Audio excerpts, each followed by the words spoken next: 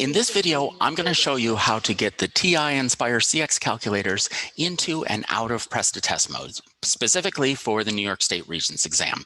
I'm not using the navigators or the docking stations for this. I'm just doing it with a couple of tools.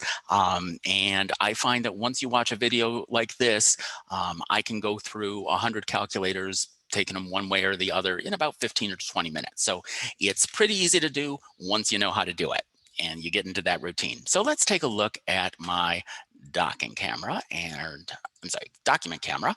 And here is the process. All right, so here's a calculator that is not in press to test mode. You can tell because this light is not flashing. So to get a calculator into press to test mode, you take the calculator when it's off, and then you press the escape and on buttons and just hold them. Sometimes it takes a little while for it to warm up, but this one just comes right on, and it takes you into this press to test menu. All right, so it lets you set the angle setting to degree, which is what you want to do for a high school class. Now we want to disable all of these check buttons. So I'm just going to press Control A. That turns all of the check off, and then I'm going to press enter to enter press to test.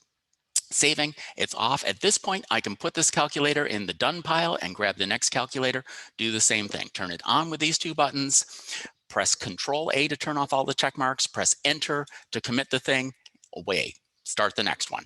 And you can see that there's a flashing light on this.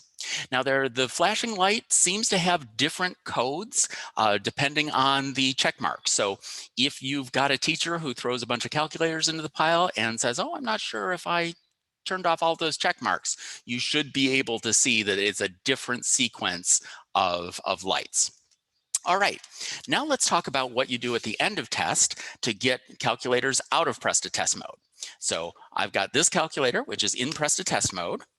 I need a calculator which is not in press to test mode. All right, so for the love of all that is sacred, do not put all of your calculators into press to test mode for the test.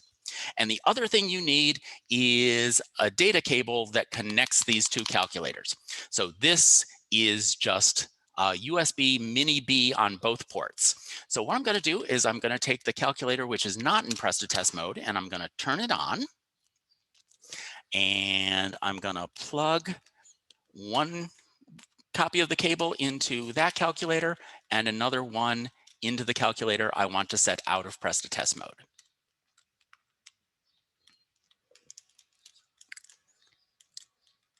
Oh, are you serious here? Is it upside down? Nope. All right. All right. And so this calculator, we're not going to do a thing with it. And then I'm just going to turn this calculator on. It's going to say, hey, I'm in press to test mode. We're going to escape out of that. And then I'm going to select anything to get into a document. So I'm going to select a new document here. And now I'm going to press the document button. And you see option 9 here is press to test. And I'm going to press exit press to test.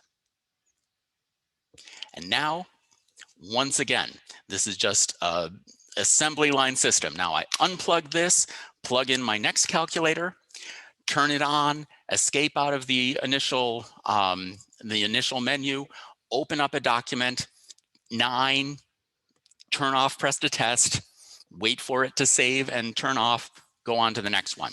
So it's a really quick and just kind of mindless system that you can do for all your calculators, and then just you're all set to go. So hopefully that is information that you needed to know. Good luck with proctoring the Regents exam and getting your calculators back into the classrooms for normal use.